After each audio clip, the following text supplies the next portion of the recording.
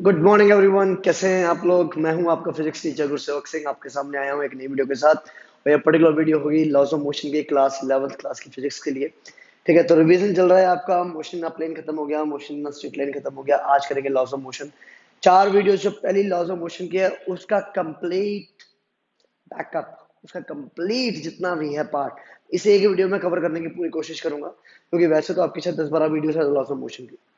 तो यार उन चार का ही एक वीडियो में हो पाएगा। अगर आप कहो कि 12 वीडियोस का एक में कर दो तो ऐसे जाएगा सारा कंसेप्ट ऐसे। उसको पता क्या कहते हैं, बाउंसर।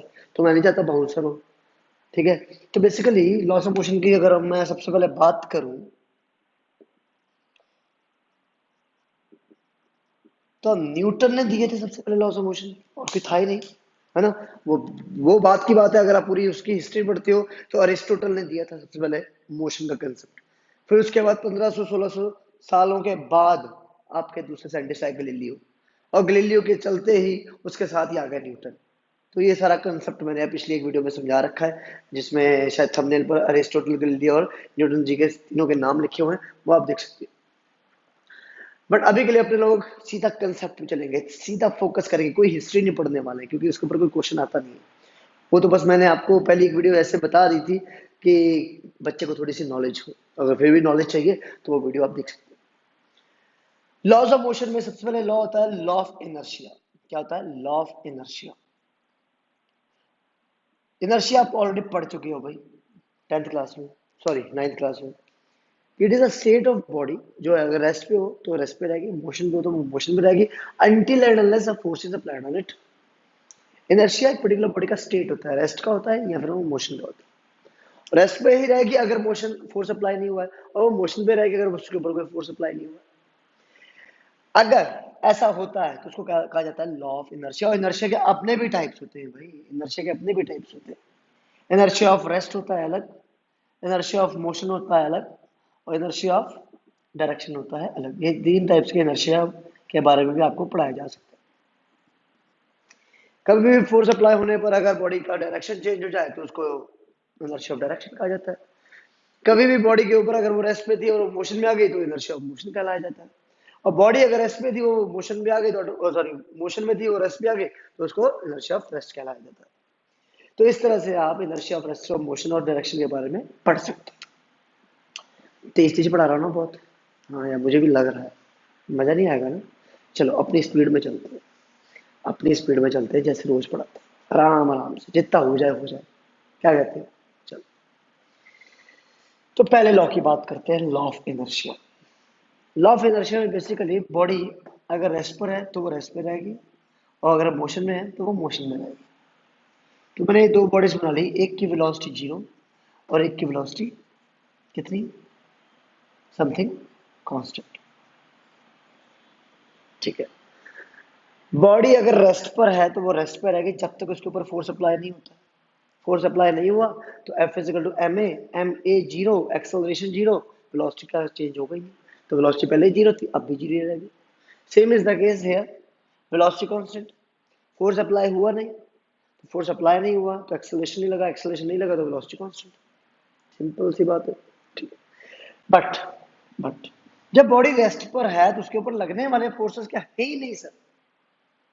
क्या उसके ऊपर कोई फोर्स लग ही नहीं रहा? तो क्या दिख रहा है?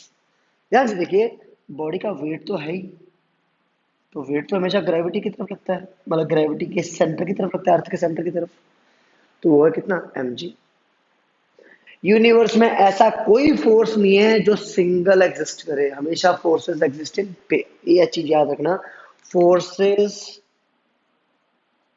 Always exist in pair. ये हमेशा ध्यान रखना ये चीज।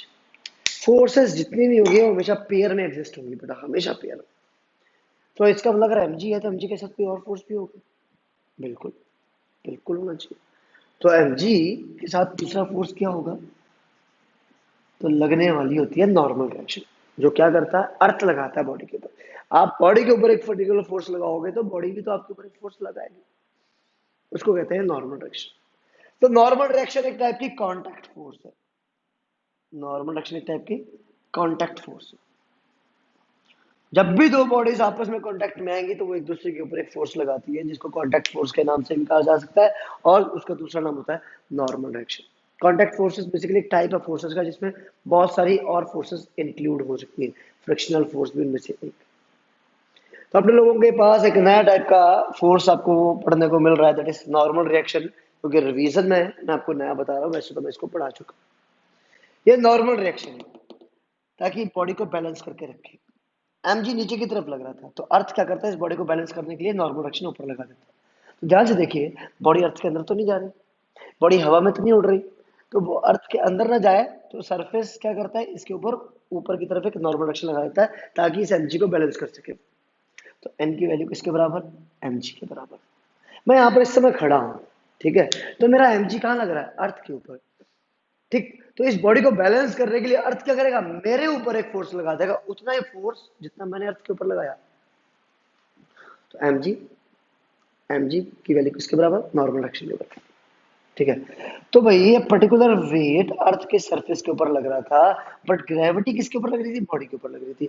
तो वो बॉडी का जो वेट है वो किसके ऊपर जाके लगा, फिर अर्थ के ऊपर जाके लगा। अब आगे सुनिएगा, N is equal to M G हो गया, एन आपके पास क्या हो गया, नॉर्मल रिएक्शन। तो कोई अगर आपसे पूछ ले what is the value of normal reaction, तो आप सीधा आंसर अगर कह देते हो N is equal to M G, तो ये जरूरी नहीं है सही है, क्या कह रहे हो सर। तो ध्यान से देखिए एक और चीज, नॉर्मल रिएक्शन जरूरी नहीं है हमेशा एम जी के बराबर हो। अगर ऐसा केस आ जाए तो, अगर ऐसा केस आ जाए तो किसी सरफेस में रखिए, बट वो सरफेस किसी एंगल पर, ये सरफेस फ्लैट था, अब सरफेस को फ्लैट अपने किसी एंगल पे कर दिया, ठीक है। तो अगर ये थीटा, एम जी का ये पार्ट देखिए नीचे गया, इसके दो कंपोनेंट एक इधर और एक इधर, तो अगर ये थीटा तो ये थीटा, तो ये एम जी कॉस थीटा और ये एम जी साइन थीटा, ठीक। सरफेस, सरफेस के ऊपर परपेंडिकुलरली कौन सा फोर्स लग रहा है, M G cos theta, surface के ऊपर परपेंडिकुलर नीचे। तो सरफेस क्या करता है, परपेंडिकुलर फोर्स हमेशा अप्लाई करता है बॉडी के ऊपर, परपेंडिकुलर फोर्स एन। तो ध्यान से देखो एन किसको बैलेंस करेगा, अब एन किसको बैलेंस करेगा, एन की वैल्यू किसके बराबर, एम जी कॉस थीटा के बराबर। ओहो हो, आप लोगों को तो ये नहीं पता होगा ये एम जी कॉस थीटा और एम जी साइन थीटा कैसे आया, है ना। रिवीजन में तो आप लोगों ने पीछे देख लिया होगा, रेजोल्यूशन ऑफ अ वेक्टर नाम का एक टॉपिक मैंने पढ़ाया था, रेजोल्यूशन ऑफ अ वेक्टर, और नहीं पढ़ा तो इसलिए एक वीडियो में देख लेना।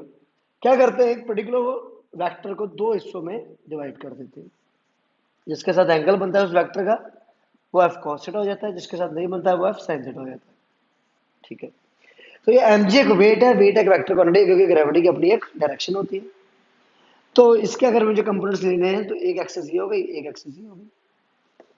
अगर ये एक्सेस का वेट के साथ एंगल देखूं तो वो थीटा बनता है, कैसे बना सर, ये थीटा, ये 90, तो ये कितना, ये थीटा, ये 90, तो 90 माइनस थीटा, तो ये कंप्लीट 90 है तो कितना हो जाएगा, सीधा थीटा हो जाएगा। अब यहाँ पर नॉर्मल एक्शन की अगर वैल्यू देखो तो किसके बराबर है, तो normal action will be equal to what, mg cos theta.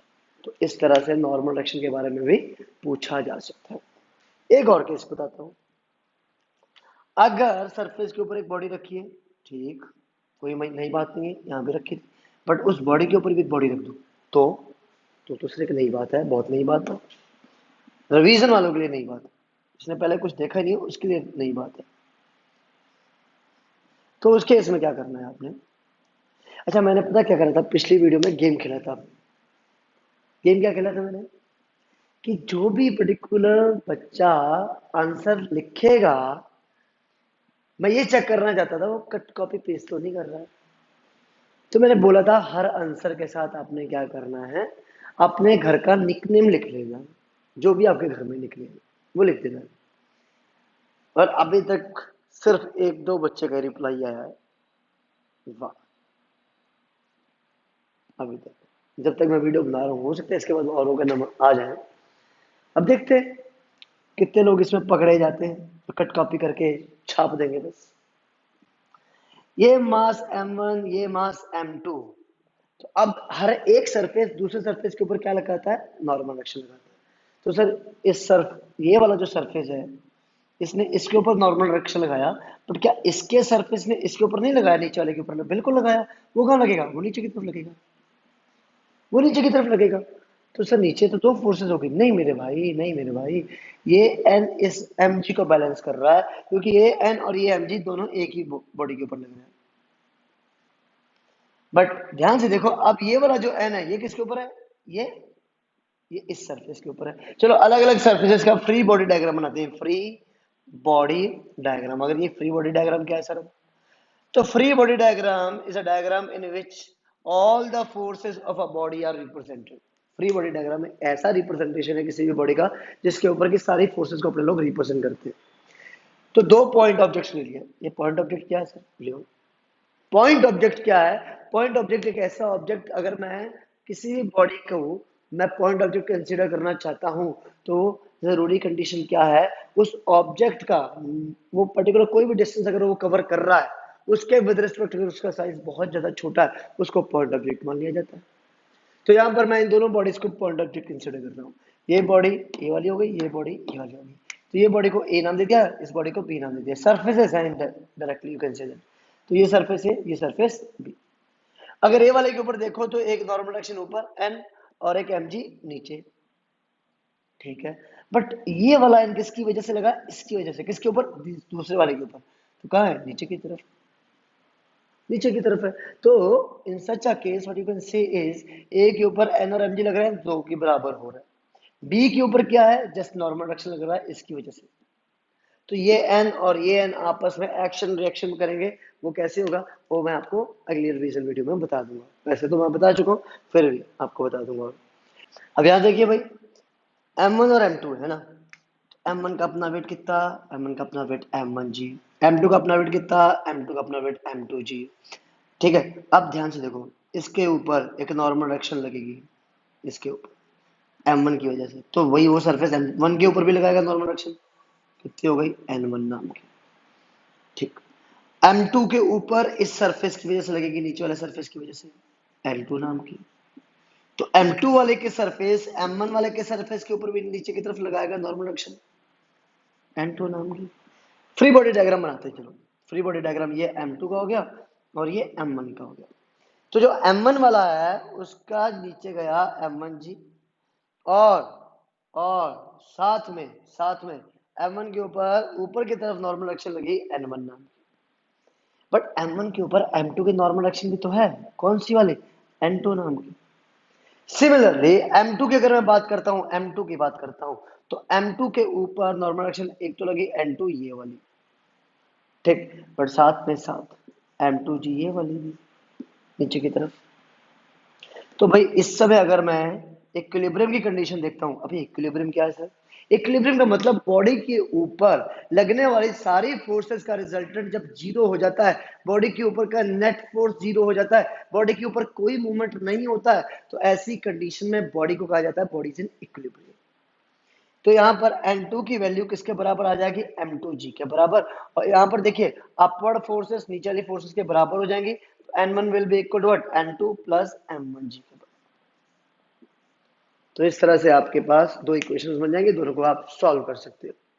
तो देखा जाए तो N2 को अगर मैं यहाँ पुट करता हूँ तो N1 की वैल्यू कितनी? M2G plus M1G। बिल्कुल सही बात है यार। तो इस सरफेस की ऊपर जो टोटल वेट तो इन दोनों का ही लग रहा है ना, तो इन दोनों की वजह से जो नॉर्मल डायरेक्शन मिलेगी वो तो N1 मिलेगी। तो N1 की नॉर्मल डायरेक्शन कितनी होनी चाहिए? M1G plus M2G। ठीक है। तो ये तो हो गया भाई फर्स्ट लॉ।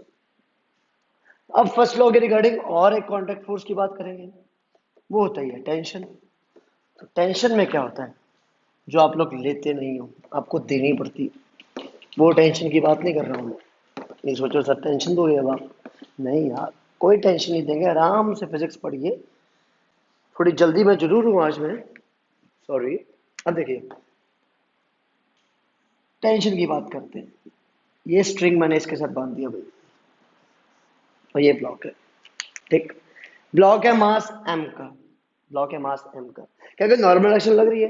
नहीं लग रही है। क्यों? नीचे कोई सरफेस नहीं है सर। सरफेस होता तो नॉर्मल डायरेक्शन लगती, सरफेस होता तो नॉर्मल डायरेक्शन लगती भाई। अब वेट एम जी तो नीचे की तरफ जा ही रहा है ना, वेट एम जी, क्योंकि ग्रेविटी लग रही है तो बॉडी का वेट एम जी वो तो नीचे की तरफ लेके जाना चाहता है बॉडी को। बट क्या हो रहा है? बट क्या हो रहा है? इस रस्सी को कोई रोक के रख रहा है, कोई टूटने नहीं दे रहा है। तो भाई इस mg को कोई होल्ड करके रख रहा होगा, तो वही पर्टिकुलर फोर्स इस रस्सी के ऊपर लग रहा है जो उसको टूटने नहीं दे रहा। तो कहने का मतलब रस्सी क्या कर रही है, इसको ऊपर की तरफ खींचना चाह रही है। mg नीचे की तरफ रस्सी को लेके जाना चाह रहा है, बट रस्सी इसको होल्ड करके रख रही है वहीं पर। तो जो होल्ड करने वाला फोर्स है वो क्या होता है, टेंशन होता है। सिंपल सा तरीका बताऊंगा, जहां पर भी आपको टेंशन निकालना है, इस रस्सी पर टेंशन निकालना है, यहां खड़े होके आप क्या करो, तीर चलाओ उस पर्टिकुलर डायरेक्शन में जिस तरफ आपको टेंशन निकालनी है। तो ऑटोमेटिकली वो तीर की डायरेक्शन टेंशन की डायरेक्शन बन जाती है। अगर मैं यहां बैठ के चलाऊंगा तो टेंशन की डायरेक्शन नीचे की तरफ होगी, और एक ही रस्सी में दो टेंशन कैसी होती है, इक्वल एंड अपोजिट हो जाती है अगर मैं दूसरे एंड से देख रहा हूं तो यहाँ पर ये टेंशन mg के बराबर होनी चाहिए। क्यों होनी चाहिए, क्योंकि ब्लॉक वहीं का वहीं रुका हुआ है, वो इक्विलिब्रियम की कंडीशन पे है। सिमिलरली अगर मैं बात करता हूं,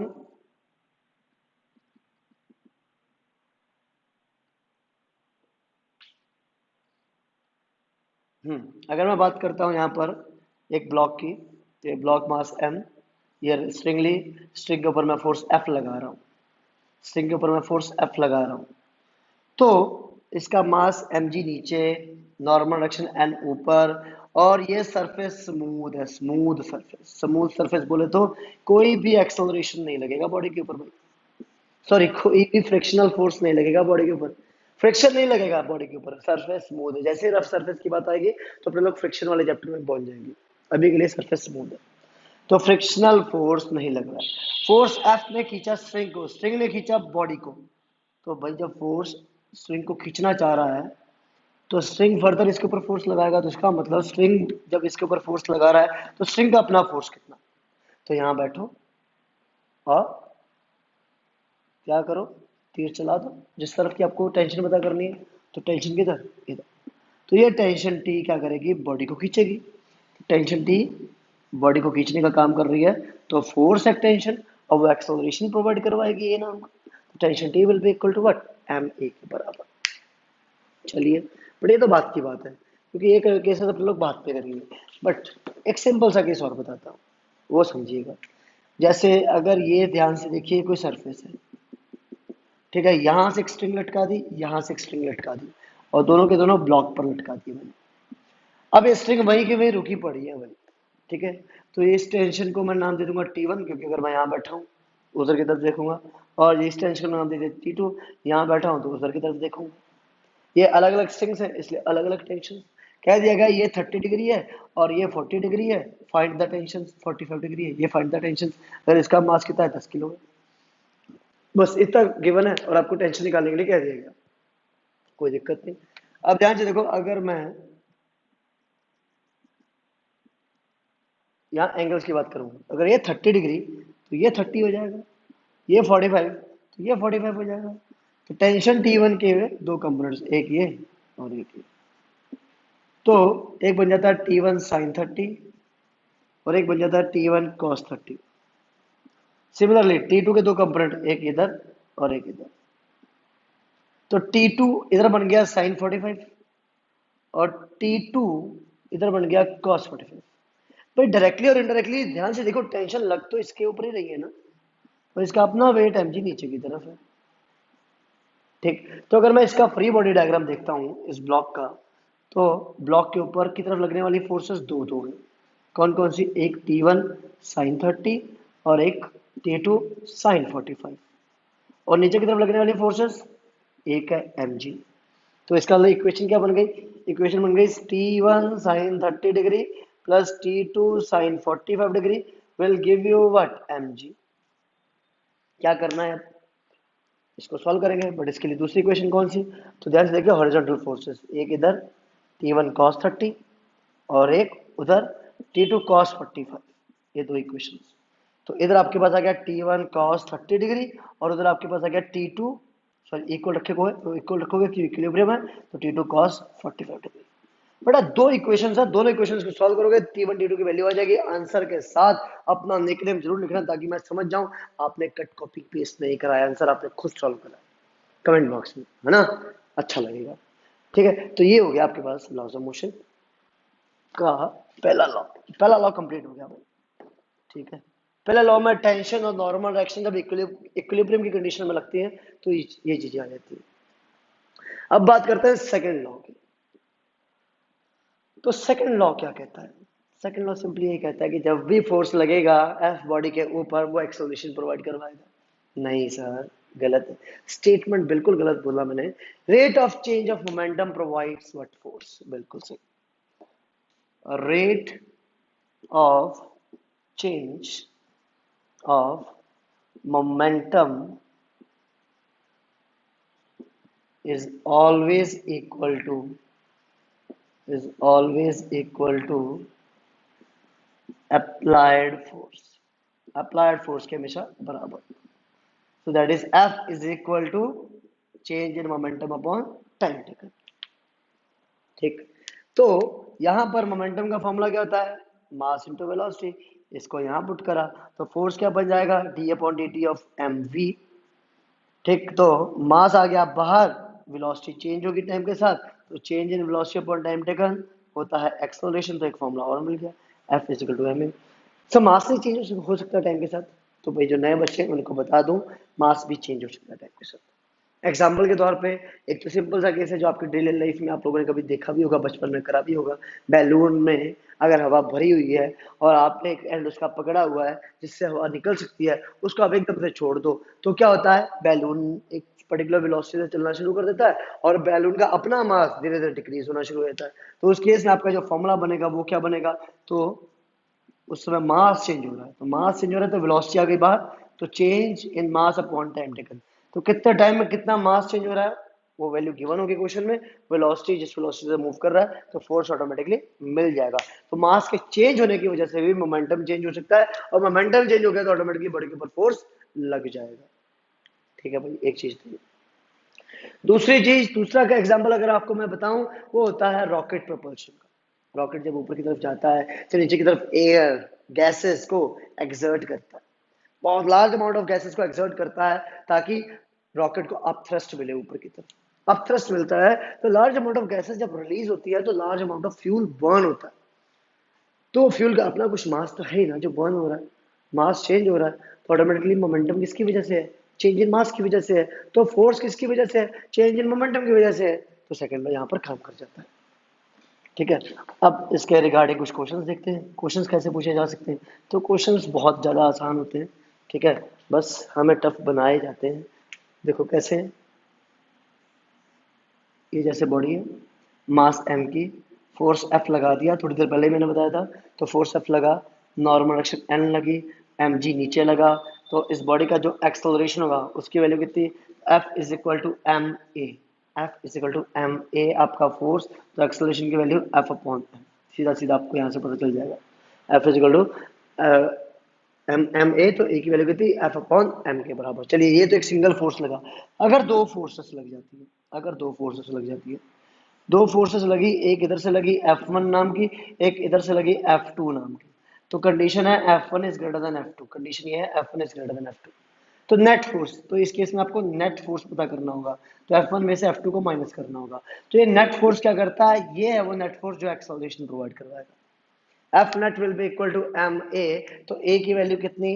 F net अपॉन m, तो that means F1 minus F2 upon m। ठीक है, F net is equal to F1 minus F2, तो एक्सेलरेशन की वैल्यू कितनी? F1 में से F2 को माइनस करने का डिवाइड करना पड़ेगा किससे? मास m से। ठीक है, कंडीशन है अगर F1 की वैल्यू F2 के बराबर हुई तो कंडीशन बन जाएगी इक्विलिब्रियम की। कहने का मतलब नेट फोर्स जीरो हो जाएगा, और जब भी नेट फोर्स जीरो होता है तो कंडीशन इक्विलिब्रियम की बन जाती है। तो एक्सेलरेशन की value F1 minus F2 upon m, तो अगर फोर्स लगेगा बॉडी के ऊपर तो ऑटोमेटिकली उसके ऊपर एक एक्सेलरेशन डेवलप हो जाएगा। ठीक है, सिंपल सा केस है, कुछ ज्यादा इसमें था नहीं। और बताते हैं आपको, रिवीजन ही तो है, अच्छे से देखनी है तो अच्छे से वीडियो देख लीजिए सारी। बट अगर आपको जस्ट एक ओवर कंसेप्ट चाहिए क्या होता है इन सब यूनिट्स में, तो वो मैं आपको प्रोवाइड करवा रहा हूँ ताकि आपकी स्टडी का बिल्कुल भी कोई भी नुकसान ना हो। ठीक है, अब देखिए आपने फोर्स F लगाया भाई, फोर्स F लगाया, इधर मास m1 है, इधर मास m2 है, एक मास m1 एक मास m2।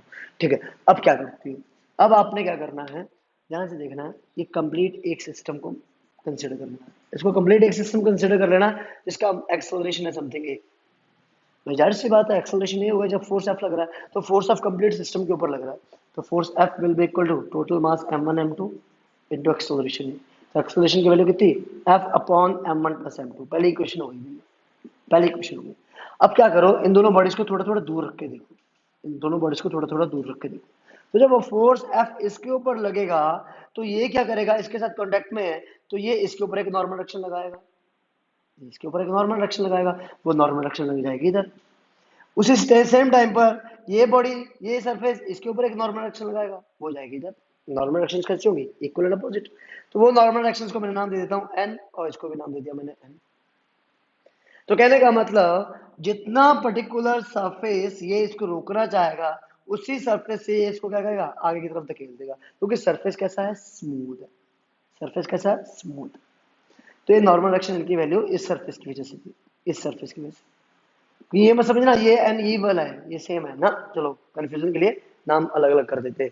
ये नॉर्मल एक्शन एन इस सरफेस की वजह से था, और ये नॉर्मल एक्शन एन वन इस सरफेस की वजह से था। ठीक है, ये वाला इसकी वजह से और ये वाला इसकी वजह से, दोनों आपस में कैसे होते हैं, equal and opposite. Action reaction को फॉलो करते हैं, वो आगे पढ़ा दिया जाएगा।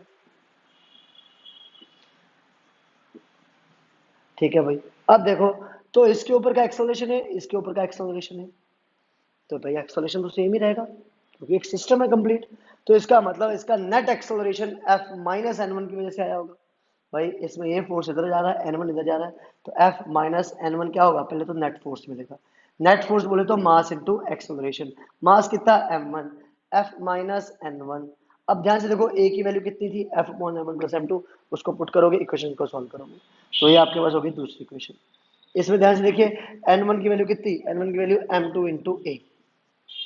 एन टू एन वन की वैल्यू अगर आपको निकालनी है, ए की वैल्यू यहाँ से जो निकाली है इसको यहाँ पुट कर देना, आपको आंसर मिल जाएगा।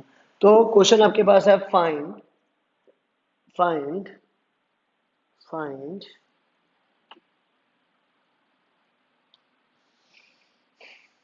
Normal reaction acting between two bodies, acting between two bodies, if F is equal to 10 newtons, M1 is equal to 5 kg, M2 is equal to 10 kg। यह आपका काम है, आप करोगे, और आंसर के साथ अपना छोटा सा नाम जो घर में है वो जरूर लिखोगे। तो मैं तो चाहूंगा यार, सारे आंसर सब एक साथ लिखना, और एक साथ ही अपने कमेंट्स बॉक्स लिखना, अलग अलग कमेंट्स में मत लिखना आंसर्स। ठीक है भाई, ये हो गया आपके पास न्यूटन का सेकंड लॉ भी। बट न्यूटन का सेकंड लॉ इतनी जल्दी खत्म मत कर लेना, बहुत होता है। जैसे पुली का कंसेप्ट देख लो एक बार, पुली का कंसेप्ट भी अच्छा खासा लंबा है। इसमें क्या होता है पुली के कंसेप्ट में, तो एक पुली जिसको ऊपर किसी सरफेस के साथ बांध रखा है, ठीक है, दो ब्लॉक्स जो एक स्ट्रिंग के साथ अटैच थे। ठीक, अगर मैं क्या करता हूँ, इस फोर्स F के साथ इस ब्लॉक को खींचूंगा, तो ये ब्लॉक इस टेंशन के साथ अटैच्ड है, ये टेंशन इस ब्लॉक के साथ अटैच्ड है, तो ऑटोमेटिकली क्या होगा, ये ब्लॉक खींचेगा आगे किसी एक्सेलरेशन ए से, वही एक्सेलरेशन ए इसके ऊपर लगेगा। बट जब मैं यहाँ बैठ के अगर इधर की तरफ देखूंगा, यहाँ तीर चलाऊंगा तो टेंशन इधर, बट जब मैं यहाँ बैठ के चलाऊंगा तो टेंशन इधर। तो वो टेंशन कैसी होगी, इक्वल एंड अपोजिट होगी, क्योंकि रस्सी एक है। तो मतलब ये है कि इस ब्लॉक को रोकने का कोई काम कर रहा है तो टेंशन कर रहा है, और आगे बढ़ाने का काम कर रहा है तो एफ कर रहा है। तो F minus tension will be equal to M one है, अगर इसको मैं नाम एम वन दे दूं। सिमिलरली इसको अगर मैं नाम एम टू दे देता हूँ, तो उसको खींचने का काम टेंशन कर रहा है, रोकने का काम कोई नहीं कर रहा है, तो T will be equal to what, M two है। इस टेंशन को यहाँ पुट कर लोगे तो ऑटोमेटिकली जो भी वैल्यू आपको निकालने के लिए पूछी जाएगी वो आप निकाल सकते हो। तो सेम क्या करा गया, यही ब्लॉक्स, अब ध्यान से देखो, एक और एग्जांपल देखो। ये आपके पास दो ब्लॉक्स, थंब्स देखो किसकी तरफ है, टेंशन की डायरेक्शन में, थंब्स टेंशन की डायरेक्शन में, और इन्हीं स्ट्रिंग्स को लाए और ऐसे आपने इस पुली के ऊपर कुछ इस तरह से रख दिया, सिस्टम को ऐसे उठाया और ऐसे इस पुली के ऊपर रख दिया। तो भाई मासेस तो नीचे की तरफ लटके होंगे, बट टेंशन कहाँ जा रही है, ऊपर। टेंशन कहाँ जा रही है, ऊपर। तो जब भी टेंशन इस तरह से ऊपर पॉइंट आउट होंगी, ध्यान दीजिएगा, टेंशन आपकी ऊपर पॉइंट आउट हो रही हैं, दैट इज मास m1 और ये मास m2। इसका वेट m1 जी, इसका वेट m2 जी। ठीक, अब ये ध्यान दीजिएगा, यहाँ पर टेंशन टी ऊपर इधर, टेंशन टी ऊपर इधर, ठीक है, वो सेम होंगी। अगर m1 m2 जो है वो बड़ा है किससे, m1 से, तो अब मैंने फोर्स भी नहीं कोई लगाना, तो बॉडी का वेट खुद में खुद क्या करेगा, बॉडी को नीचे लेने के लेके जाएगा। तो जितने एक्सेलरेशन से नीचे जाएगी उतने एक्सेलरेशन से ऊपर जाएगा। ठीक, तो अगर मैं इसका फ्री बॉडी डायग्राम देखता हूँ M2 का, M2 का फ्री बॉडी डायग्राम ध्यान से देखिए, M2G नीचे, टेंशन T ऊपर, एक्सेलरेशन नीचे। तो इसका मतलब बॉडी का M2G बड़ा है किससे, टेंशन से, जो क्या कर रहा है, एक्सेलरेशन प्रोवाइड करवा रहा है। तो एफ नेट की वैल्यू कितनी, एफ नेट की वैल्यू M2G में से टेंशन T को माइनस करा, जो प्रोवाइड करवाएगा एक्सेलरेशन। तो M2 into A will be equal to M2G minus tension T। पहली क्वेश्चन होगी। ठीक है, दूसरे के लिए देखिए M1 के लिए, तो M1 के लिए ध्यान से देखिए, M1 ये, M1G नीचे, टेंशन T ऊपर, ठीक, एक्सेलरेशन ऊपर। तो इस बार टेंशन बड़ा होगा M1G से, तो T minus M1G will give you what, M1। तो ये आपके पास दूसरी इक्वेशन हो गई, ये पहली इक्वेशन हो गई। अब अगर आपको मैं क्वेश्चन दे देता हूँ यहीं पर, if M1 is equal to 10 kgs और M2 is equal to 15 kgs, find A and T. ये आपका क्वेश्चन है, ये आपको सॉल्व करना है। तो भाई ये 4 वीडियोस का छोटा सा ब्रीफ सा मैंने दिया है, जैसे आप देख सकते हो वो 4 वीडियोस तो खुद एक एक घंटे की थी, आपने वो 4 घंटों को 1 घंटे में कैसे समझा दिया। I am just here to tell you the main concept, concept क्या है। अगर आप उन वीडियोस को दोबारा देखने जाओ, अब आपको समझ में आ जाएगा। सीरियसली थोड़ी मेहनत तो करनी पड़ेगी ना, इतनी तो कर ही सकती हो। ठीक है, तो ये जस्ट आपके पास एक रिवीजन था लॉस ऑफ मोशन का। Okay, thank you so much, keep watching my channel, all the best.